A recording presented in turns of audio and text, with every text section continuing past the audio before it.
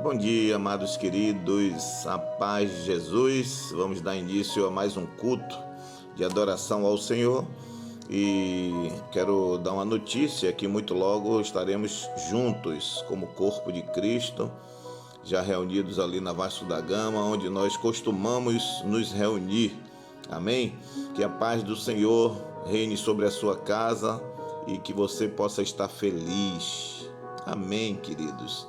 Estamos dando sequência ao nosso estudo do Novo Testamento, onde nós já falamos de Mateus, Marcos, Lucas, João, Atos, Romanos, 1 Coríntios e agora estamos no 2 Coríntios, ok?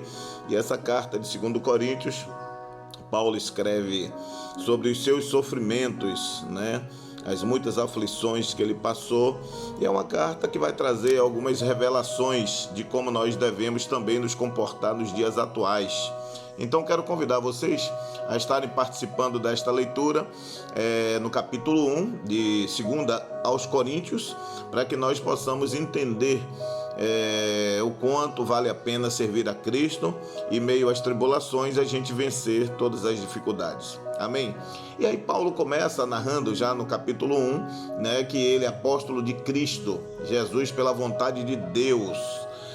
O que me chama a atenção aqui é que muitas vezes a gente não entende, que nós estamos no Evangelho não por uma vontade própria, mas pela vontade de Deus, porque foi Deus que nos escolheu, lembra? João capítulo 15, versículo 16, não foi vós quem escolheste a Deus, mas foi Ele quem escolheu você primeiro. Assim Paulo reconheceu que ele foi chamado como apóstolo para fazer o serviço de Deus, e nesse serviço ele se coloca à disposição do reino, e ele diz que ele foi chamado pela vontade de Deus. É isso que é interessante a gente ver e aprender, que todos nós fomos chamados porque Deus que nos escolheu. E ele vai narrar isso dizendo que ele, juntamente com o irmão Timóteo, vai escrever esta carta à igreja de Deus. E essa carta ele escreveu para a cidade de Corinto, mas direcionou alguns trechos a Acaia, que seria uma das províncias próximo à cidade de Corinto, que era a capital, e ali tinha algumas províncias e uma delas era Acaia, e ele escreveu diretamente aos irmãos desta comunidade, e ele vai dizer: graças a vós outros e paz da parte de Deus, o nosso Pai, e o Senhor Jesus Cristo. Então ele vai querer explicar algumas situações, e no versículo 8 ele começa dizendo: porque não quero, irmãos, que sejam ignorantes da natureza das tribulações que nos sobreveio na Ásia. Olha só, porquanto foi acima das nossas forças, a ponto de desesperarmos até a própria vida. Então ele já começa a enfatizar os sofrimentos que ele passou durante toda a caminhada, durante todo o processo de escolha o qual o Senhor fez, e ele suportando as aflições, suportando as tribulações, ele vem a falar nesta carta exatamente as suas debilidades e também alimentar os irmãos na força do poder de Deus, E ele vai nesse texto do capítulo 1, ele vai trazer o sentimento, a sinceridade do seu coração, E Paulo explica a demora dele ter ido a Corinto, e ele se aproximar, e no versículo 24 ele encerra dizendo: não que tenhamos domínio sobre a vossa fé, mas porque somos cooperadores da vossa alegria, porquanto pela fé já estamos firmados. E é exatamente isso. Pela fé nós vamos vencendo os obstáculos. Pela fé nós vamos formando o caráter de cristão que nós somos e que nós pretendemos ser, Do capítulo 2 Paulo vai trazer a liberdade, né, que ele tem para poder falar aos irmãos, né, encontrando naquela situação uma tristeza muito grande, onde ele vem passando por uma fase de entristecimento, mas ele não quis transparecer essa tristeza para a igreja, né, e ele vai trazer essa alegria, ainda que ele estivesse sentindo essa tristeza, essa falta, mas ele ainda queria animar aos irmãos. E é exatamente isso, querido, sobre as tribulações, sobre as situações que nós passamos, nós devemos estar sempre atentos, porque é na força do poder de Deus que nós vamos suportar as situações, as aflições, né? No versículo 15, onde ele vem falando aqui sobre as suas penitências, né? Ou seja, a intranquilidade de não ter encontrado Tito, né? Ele vai falar sobre a vitória de Cristo no ministério apostólico, e o versículo 15 do capítulo 1 ele vai dizer: porque nós somos para com Deus o bom perfume de Cristo, tanto nos que são salvos como nos que se perdem. Olha só que coisa interessante, né? Porque nós não estamos como tantos outros mercadejando a palavra de Deus. Antes, em Cristo, é que falamos na presença de Deus, com sinceridade da parte do próprio Deus. E é interessante a gente perceber a fidelidade do compromisso deste homem, né? Porque muitos apóstolos, muitas pessoas se tornaram pregadores do evangelho e estavam aproveitando da oportunidade e querendo fazer daquilo ali um mercado, né? E ele deixa bem claro que nós devemos fazer a pregação do evangelho com o coração aberto, né? Com disponibilidade, com desejo de servir, sem precisar estar fazendo nenhum tipo de compra ou venda, né, na palavra, porque a ela é toda sua. A palavra de Deus é de graça, né? Recebei e dai de graça. E ele quis deixar bem claro nesse capítulo 2 que não podemos fazer desse instrumento que é a palavra de Deus uma mercadoria de venda ou comércio ou qualquer tipo de ação. Pelo contrário, nós precisamos fazer isso de espontânea vontade. No capítulo 3, vai falar sobre a excelência do ministério da nova aliança, onde ali vai haver o ministério da reconciliação, né?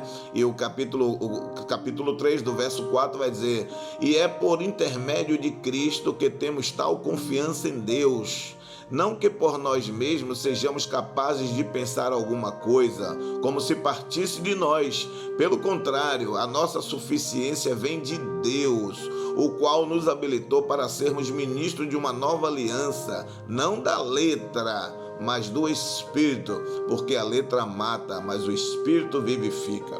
Eu acho esse ponto também extremamente importante entendermos que não é tanta eloquência ou tanta sabedoria, melhor, tanto conhecimento a título de querer partir disso para um conhecimento próprio. O que você aprende, o que você tem, a sabedoria que Deus lhe deu, é para que você possa entender que essa suficiência vem dele. Nós aprendemos, nós desenvolvemos, nós temos realmente a busca para que nós possamos aprender, mas que tudo isso possa vir de um conhecimento espiritual, celestial. Deus é quem dá, Deus derrama do céu o pão celestial, aquela coisa gostosa, maravilhosa, que quando ela penetra dentro de nós, nós revivemos. Então a palavra dele, ela é viva e eficaz e mais cortante do que espada de 2 gumes. Ela penetra a ponto de dividir alma e espírito, junto e medula, e ela está apta a discernir todo e qualquer propósito do coração. Esse foi o sentimento de Paulo, né? No qual ele diz que nos habilitou para uma nova aliança. Imagine onde nós estávamos, onde nós vivíamos. Nós éramos filhos das trevas e Deus nos chamou para a luz do seu Filho Jesus. Então nós somos salvos, nós somos sarados, curados, restaurados para a glória de Deus. Por quê? Porque nós não vivemos mais na velha aliança, nós vivemos numa aliança nova, na base da graça divina do Espírito Santo. Amém, queridos? O capítulo 4, Paulo cumpre o ministério com fidelidade. né? E aí ele vai estar chamando a atenção aqui em alguns versos, onde ele vai animar a igreja, né? Ele vai trazer alguns tópicos nesse capítulo, que eu gosto muito do capítulo 4 de 2 Coríntios, onde ele vai começar dizendo, né? Tem um ministério segundo a misericórdia nos qual foi feita, não desfalecemos. Nós precisamos estar atentos. Pelo contrário, rejeitamos as coisas que porventura sejam vergonhosas, se ocultam, não andamos debaixo de astúcia, nem adulterando a palavra de Deus. Antes, nos recomendamos a consciência de todo homem na presença de Deus pela manifestação da verdade. Aí ele vai trazer o seu sentimento nesse tempo onde no versículo 7 do capítulo 4, ele vai dizer: temos, porém, esse tesouro em vaso de barro, para que a excelência do poder de Deus seja de Deus e não de nós. Eu acho isso muito forte, né?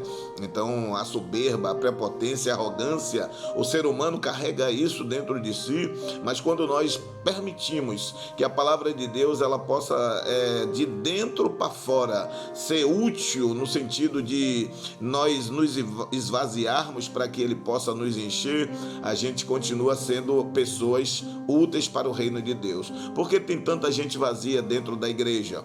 Por que tem tanta gente vazia no mundo? Porque essas pessoas não conseguem compreender que existe dois pontos: primeiro o amor e depois o ódio, né? Se você tem a opção de optar pelo amor, você vai consequentemente colher coisas boas. Mas se você dentro de si trabalha com amargura, com ódio, com sentimentos facciosos, você consequentemente vai colher todos os males que o seu corpo não quer receber, né? Porque todas as vezes que a gente planta, a gente colhe. Se eu quero plantar o bem, eu vou colher o bem. Se eu quero plantar o mal, eu vou colher o mal.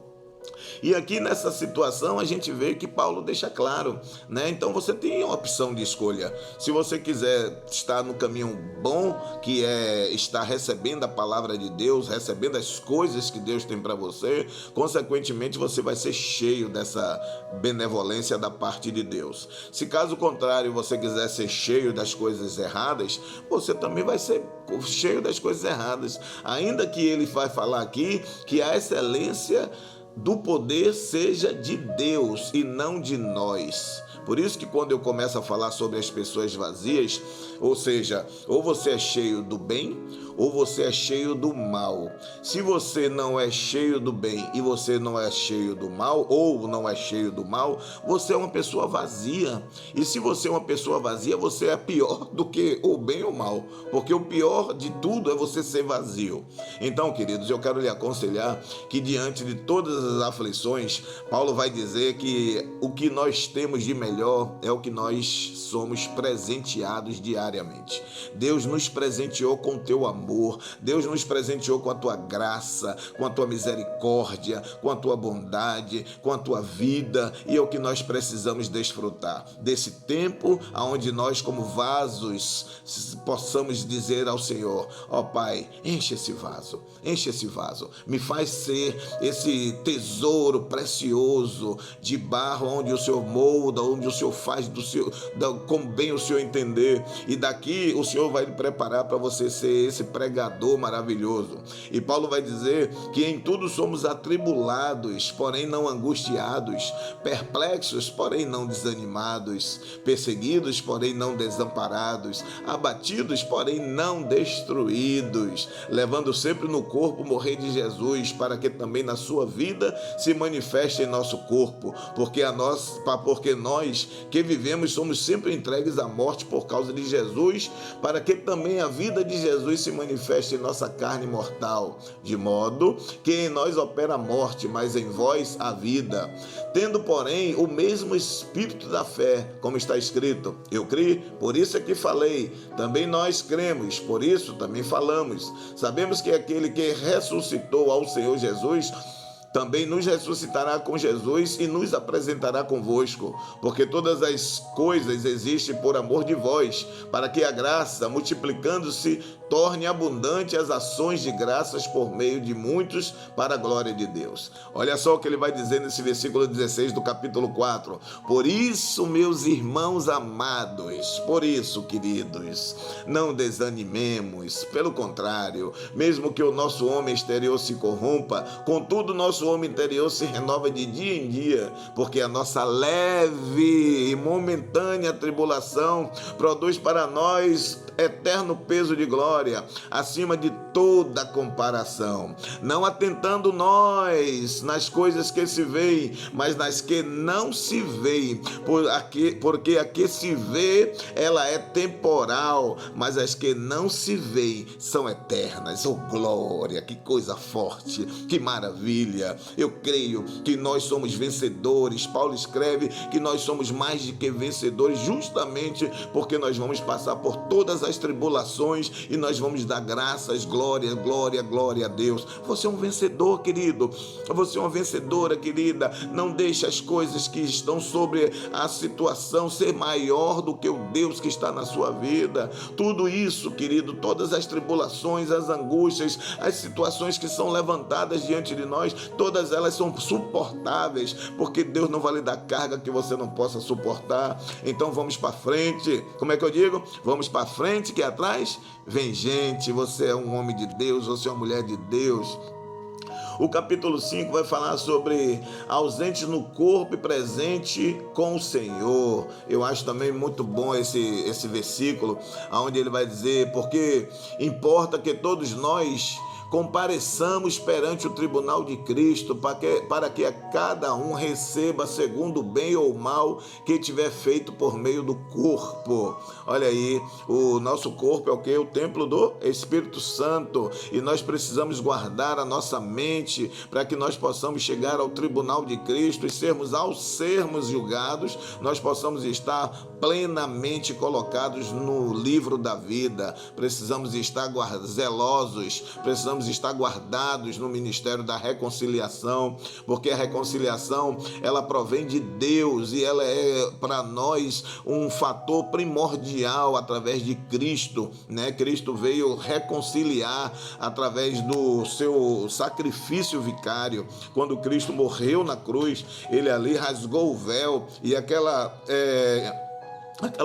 situação que nos afastava de Deus foi quebrada naquele exato momento. Ele venceu os grilhões da morte para que nós pudéssemos ter um ministério de reconciliação. Então, por que a cruz ela é assim vertical e horizontal? Justamente por isso, porque a horizontal é os seres humanos se reconciliando com os seres humanos, o perdão, o serviço, a dedicação, o amor. É isso, a verticalidade está exatamente buscando a gente ter, né, o encontro, né? O vertical é o homem com Deus, e o horizontal, né, que é a vida da comunhão da sociedade, a comunhão do ser humano. Então, de cima para baixo houve o véu que foi rasgado, e de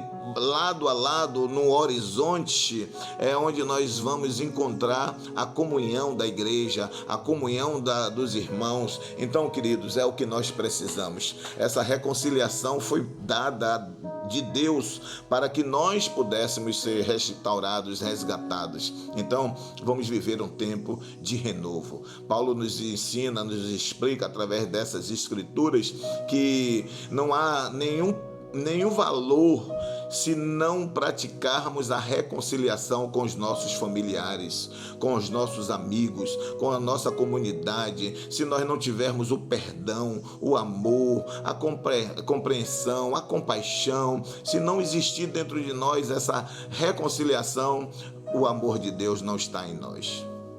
Precisamos desfrutar disso. Perdoe, ame, cuide, libere. Abra teu coração, faz isso, porque o que mais Deus espera é que nós possamos colocar o amor dele acima de qualquer coisa. No capítulo 6, nós vamos falar sobre a abnegação de Paulo, né? Paulo vai trazer aqui o amor, né? Que falando sobre a comunhão, né? Dos incrédulos, né? Com os santos, né? Que não se deve ter esse tipo de intimidade. Por quê? Porque os incrédulos, na verdade, aquelas pessoas que eu chamo incrédulos são aqueles que não creem verdadeiramente no poder de Deus, porque tem pessoas que são leigas, né? São pessoas que creem em Deus, mas ainda está no tempo da perdição.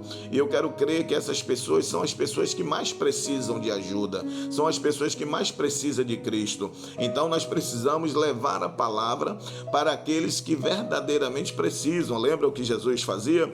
Jesus almoçava, saía, passeava, andava com quem? Prostitutos, ladrões, traiçoeiros. Lembra de Zaqueu? Zaqueu, aquele trapaceiro que, né, estava lesando as pessoas e era um cobrador de impostos, e de repente aquele homem, quando ouve que vem Jesus entrando na cidade, ele sobe em uma árvore, por ele ser de pequena estatura, de baixa estatura, e ele sobe em uma árvore, e ali Zaqueu ele vai ficar esperando Jesus passar. E Deus, né, Deus, ele tem um sentimento de amor por cada ser humano, por cada pessoa. E observe que o texto vai dizer lá em Lucas, né, no capítulo 19, que quando Jesus olha para cima e avista Zaqueu, Zaqueu estava apenas sentado lá na árvore esperando Jesus passar. Zaqueu não gritou, a Bíblia não fala sobre isso, não gritou, não pediu, não falou, mas o Senhor sentiu dentro do coração dele o sentimento de restauração, de amor, né? E essa abnegação que nós precisamos, nos permitir que o amor de Deus faça com que nós tenhamos relacionamento com outras pessoas. E naquele momento Jesus veio e mandou Zaqueu descer, e Zaqueu o convidou para estar na casa dele. Jesus fez com aquele homem naquela noite uma salvação para um homem que era perdido. E Zaqueu naquela mesma noite disse que ele iria restituir tudo que ele havia roubado das pessoas 4 vezes mais. É exatamente isso, é esse relacionamento que nós precisamos ter com pessoas que queiram realmente ver a verdade, conhecer a verdade. E Paulo está dizendo que nós precisamos também vigiar, porque uma vez a gente está vivendo no meio da incredulidade, de pessoas que trazem para nós dúvidas de quem nós verdadeiramente somos, e muitas vezes a gente termina abrindo a guarda e a nossa mente fica poluída. Por isso que Paulo vai dizer: renovai-vos pela renovação da vossa mente, para experimentar qual seja a boa, agradável e perfeita vontade de Deus. Então esse é um fato, isso é necessário, a gente precisa estar atento. Agora, a incredulidade e a aproximação é um jugo desigual. Para quem você quer servir? Você tem que servir a Deus. Se você tem um propósito de se juntar a pessoas para que essas pessoas possam ter a mesma visão que você, é bênção de Deus, porque todos precisam ser salvos. Jesus vai dizer que ele veio para os seus, mas nem todos os receberam, não é verdade? Mas ele tentou de todas as maneiras trazer aqueles que estavam perdidos. A missão da gente hoje é continuar com a obra de Cristo, é salvar a humanidade, porque Deus quer que todos sejam salvos, mas o que se está falando, Paulo está alertando aqui, é exatamente aqueles incrédulos, aquelas pessoas que não querem nada com a obra de Deus, aquelas pessoas que falam mal da obra de Deus, aquelas pessoas que metem o pau na obra de Deus. Essas pessoas, pula fora, sai do lado delas, elas é apenas contaminando, ela é apenas um vírus que pode contaminar você. Pula fora, querido, pula fora, querida. No capítulo 7, ele vai falar aqui sobre a chegada de Tito, né? Onde ele vai trazer ali aquela alegria, né? Quando ele divide a alegria de ter encontrado Tito na Macedônia, e ele vai fazer uma festa, e aquele momento ali de alegria entre eles, mas ao mesmo tempo eles também demonstram uma tristeza, né? Porque ficaram distantes, né? Quando Paulo vai tentar encontrar Tito, ele na segunda carta ele não consegue consegue encontrar. E aqui no sétimo capítulo ele vai dizer que ele encontra Tito e ele demonstra aquela alegria, né? Então é exatamente essa alegria que eles vão estar sendo contagiada, né, por todos os outros irmãos. No capítulo 8 vai falar sobre a oferta das igrejas da Macedônia para os pobres da Judéia. E ele vai dizer: por meio de muita prova de tribulação, manifestaram abundância de alegria e a profundeza diante da pobreza daquele povo. Ali superabundou uma riqueza em generosidade. Olha que interessante, né? Ou seja, ele está dizendo que ali havia uma comunidade muito pobre, né? Um povo muito pobre, mas aquela pobreza, ela transparecia com alegria que se tornava abundante em riqueza de generosidade. Aquele povo, ainda que não tivesse muito, mas ele era um povo generoso. Aquela igreja da Judéia se tornara ali uma referência para a unidade do Espírito. Então eles faziam com aquilo que eles não tinham ser grandioso diante dos olhos de Deus, né? Então é interessante que ele diz que essa grande riqueza seria a generosidade.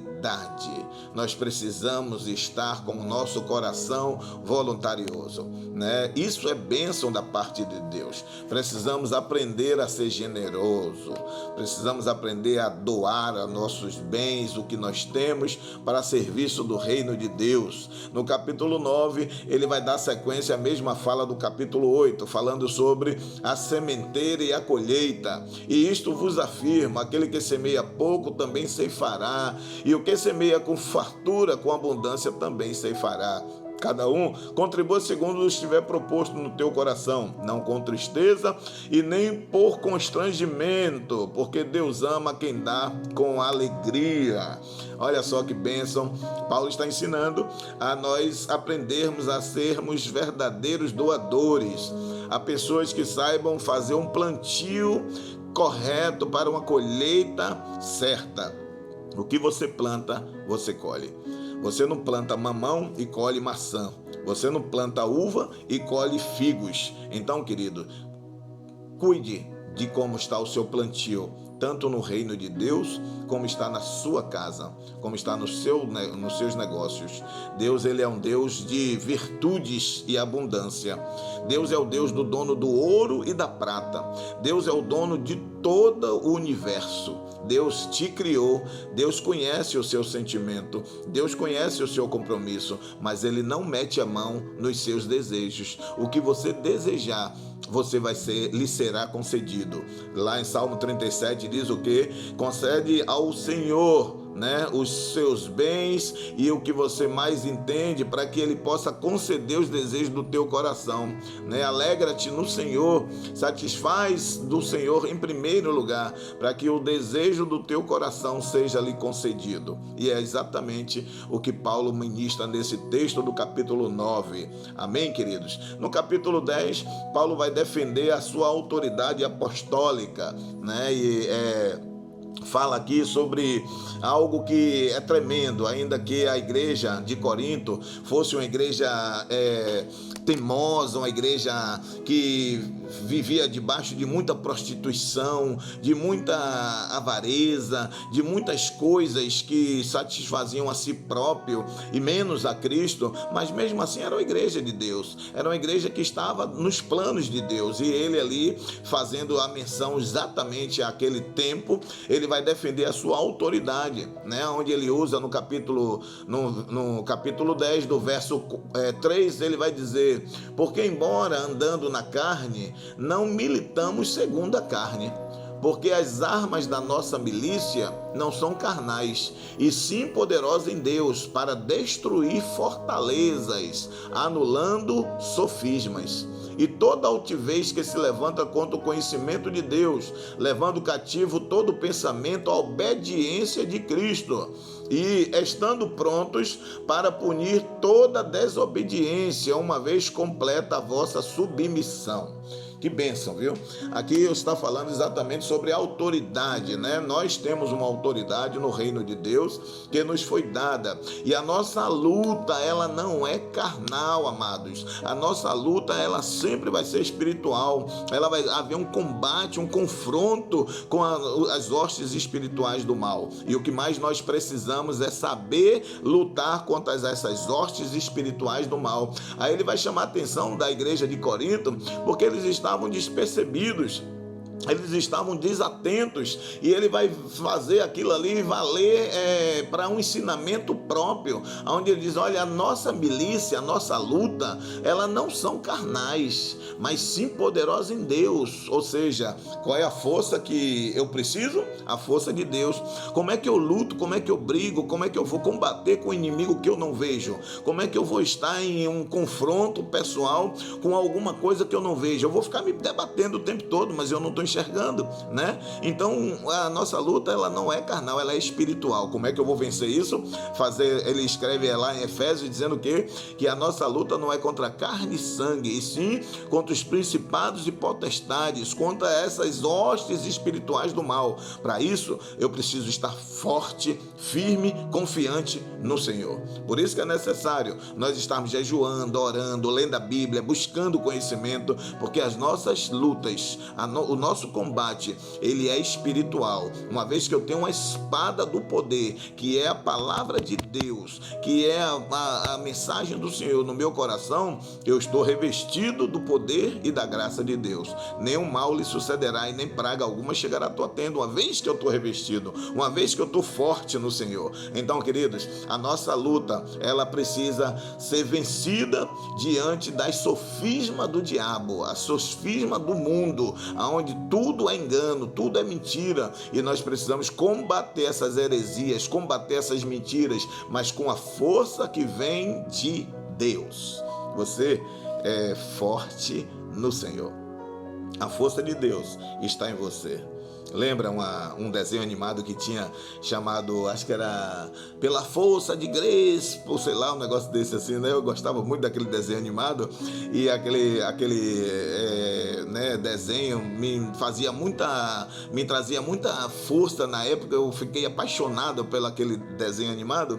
Eu não lembro muito bem agora, mas ele levantava a espada e dizia: pela força de Grace, sei lá, um negócio desse assim. Mas eu via nele uma força que vinha do sobrenatural. A mesma coisa da gente. A mesma coisa, querido, que é você hoje pedir a Deus que você precisa ser revestido dessa força. Então, pela força do Espírito Santo, pela força do poder de Deus que está na minha vida, eu sou capaz de vencer todos os obstáculos, eu sou capaz de vencer todas as situações, porque maior é o Senhor que está em mim. Então, a força de Deus vai te levar a você vencer as sofismas, as mentiras, os enganos, as batalhas, porque o Senhor é contigo. No capítulo 11, Paulo vai continuar falando sobre a defesa, sobre a sua pessoa, né? E ali ele vai falar sobre muitos desafios que lhe fora dado, né? E ele vai falar que foram muitas situações que o fez reconhecer o seu valor no reino de Deus. Não que ele quisesse se vangloriar ou se levantar como melhor do que os outros, mas ele vai chegar a um momento e vai dizer que ele trabalhou muito mais do que muitos apóstolos, né? Afinal de contas, você pode perceber que Paulo, entre os 27 evangelhos, ele escreveu a espinha dorsal do evangelho. Ele escreveu 13 evangelhos, ou seja, 13 cartas, né, cartas paulinas, exatamente porque ele trabalhou bastante em relação aos outros apóstolos. Ainda que todos eles tivessem sido escolhidos de dedo por Jesus, mas Paulo foi chamado. Lembra quando ele estava descendo para Macedônia, e ali mesmo o Senhor chamou direção para ele e o convidou para estar no reino de Deus? Assim ele teve toda a visão e todo o chamado, tão como os outros apóstolos. E ele vai dizer que ele teve muitas situações que o fez, de uma certa forma, viver as marcas de Cristo, né? E ele vai dizer, no versículo 23 do capítulo 11, ele vai dizer: são ministros de Cristo, falo como fora de mim, eu ainda mais do que todos, em trabalhos muito mais muito mais em prisões, em açoites, sem medida, em perigos de morte. Muitas vezes passei por tudo isso. 5 vezes recebi dos judeus uma quarentena de açoites, menos um, por aí para o quê? Mais de 190 chicotadas. Fui 3 vezes fustigado com varas, uma vez apedrejado, em naufrágio 3 vezes. Uma noite eu passei na voragem do mar, e assim vai. Ele vai narrar tudo isso aqui como um sofrimento que foi marcas de Cristo na sua vida. Muitas vezes a gente confunde as marcas de Cristo, né? Talvez porque a gente só sente esse amor, só sente essa alegria. Tem momentos que a gente está vivendo com tanta coisa boa ao nosso redor que a gente só faz sorrir, sorrir, sorrir. Mas as aflições, mas na hora dos problemas que vêm acontecendo, será que a gente permanece com essa mesma alegria? E Paulo diz aqui que ele permaneceu com alegria avivada, porque diante de tudo que ele passou, diante de todos os desafios, ele ainda se manteve avivado. E é o que você precisa: viver um tempo novo de renovação de mente. Eu preciso viver esse tempo sabendo que as aflições vai me dar certeza. E aí no capítulo 12 ele vai dizer que as visões da revelação do Senhor, ele vai dizer: conheço um homem em Cristo que há 14 anos foi arrebatado até o 3º céu, e no corpo, fora do corpo, não sei, Deus sabe. Eu sei que tal homem, se no corpo ou fora do corpo, não sei, Deus o sabe, foi arrebatado ao paraíso e ouviu palavras inefáveis, as quais não é lícito ao homem referir. Então, olha só, será que o sacrifício que nós estamos fazendo não vai valer a pena? Será que esse sacrifício que nós estamos passando não vai valer a pena? Óbvio que sim, porque Deus ele está trazendo para nós um ensinamento para que nós possamos vencer, né? E ele vai dizer que diante de tudo aquilo que ele viveu, ele vai dizer: e para que não me ensoberbecesse com grandeza das revelações, foi-me posto um espinho na carne, mensageiro de Satanás, para me esbofetear, a fim de que não me exalte. Por causa disto, 3 vezes pedi ao Senhor que eu afastasse de mim. Então o Senhor falou: meu filho, a minha graça te basta, porque o poder se aperfeiçoa na fraqueza. De boa vontade, pois mais me gloriarei nas fraquezas, para que sobre mim repouse o poder de Cristo. Pelo que sinto, olha que coisa, olha o que Paulo vai falar: pelo que sinto prazer nas fraquezas, nas injúrias, nas necessidades, nas perseguições, nas angústias por amor de Cristo, porque quando sou fraco, aí é que então eu sou forte. Oh glória! É nessa pegada que nós devemos acreditar. Quando mais nós estamos sendo tentados, quanto mais nós estamos sendo levados às aflições, mais o Senhor está trabalhando em nosso caráter, em nossa vida. Nós estamos sendo aperfeiçoados para louvor da glória de Deus, queridos. Veja, guarda essa palavra para você. Você é fortalecido na força do poder de Deus. Você é fortalecido no poder quando você está fraco, aí é que Deus lhe fortalece. Então, coloca isso na tua cabeça, querido. Coloca isso na tua cabeça, querida. Deus está te trabalhando dia a dia, Deus está lhe ensinando dia a dia, Deus está lhe fortalecendo dia a dia. Amém, queridos? E para encerrar no capítulo 13, ele vai exatamente falar sobre a visita que ele teve, né? Sobre os irmãos de Acaia, com Tito, o encontro com Tito.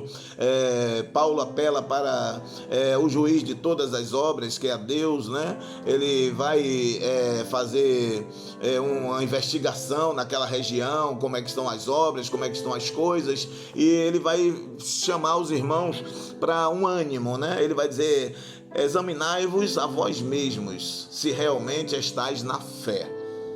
Provai-os a vós mesmos, ou não reconheceis que Jesus Cristo está em vós, se não é que já estáis reprovado. Aí ele vai dizer no versículo 6 do capítulo 13: mas espero que reconheceis que não somos reprovados. Essa é a força que nós devemos ter. A reprovação, ela vai caber em nós. Ou eu quero permanecer no Senhor, ou eu quero sair da presença do Senhor. E Deus lhe chamou para você passar para uma fase nova. Se você estiver trabalhando em direção ao alvo ao qual você foi chamado para atingir, que é o reino dos céus, pode ter certeza, querido, pode ter certeza, querida, Deus vai te levar ao patamar que você precisa e deve chegar. Amém? Ele encerra a carta, o 13º capítulo, que é o último capítulo de 2 Coríntios, né, saudando a igreja. Quanto mais, irmãos, a Deus, aperfeiçoai-vos, consolai-vos, sede do mesmo parecer e vivei em paz, e o Deus de amor e de paz estará convosco. Saudai-vos uns aos outros com ósculos santos, todos os santos vos saudam. E aí ele vai dar a bênção apostólica à igreja de Corinto, né, onde ele diz que a graça do Senhor Jesus e o amor de Deus e a comunhão do Espírito Santo seja com todos vós. Eu encerro agradecendo a Deus, soberano e eterno Senhor. Te agradecemos por essa leitura, te agradecemos por esse ensinamento, te agradecemos porque até aqui o Senhor tem nos sustentado, Senhor. Ó Deus, quantos são aqueles que estão passando por dificuldades nesse momento, por aflições, por dúvidas, por questionamentos. Ó Pai, nós sabemos que o Senhor é o Deus da consolação, da reconciliação, do amor, da visão. O Senhor é o Deus que escolheu a cada um de nós para que nós pudéssemos passar por todas as provas. Então, Senhor, nos dá essa graça de perseverança, de fé e de alegria, para que dia após dia nós possamos ser o testemunhos vivos da glória do Senhor. Guarda a nossa casa, guarda a nossa família, guarda os nossos projetos, guarda o mundo, nos livra, ó Pai, desse mal, Senhor, incontido sobre a face da terra, e providencia, ó Pai, o que o Senhor bem sabe que é necessário para a tua terra, para o teu povo, para a tua nação, em nome de Jesus. Que assim seja, queridos. A graça já foi dada aqui no capítulo 13 do último capítulo. Que Deus abençoe e Deus lhe seja contigo. Forte abraço.